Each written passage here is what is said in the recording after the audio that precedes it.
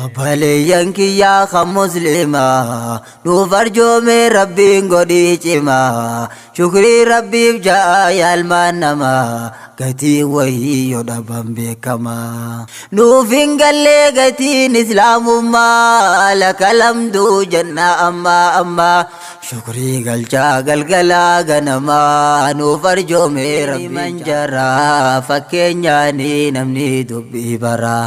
maaltu qaalii albuu dandacheerraa daa'imen dimoolu ajooharaa islaamummaan ibsuu tokko maraa islaamummaan qalbiin kee booharaa milkii feenaan kootaati as goraa milkii bareedaa hin argamne biti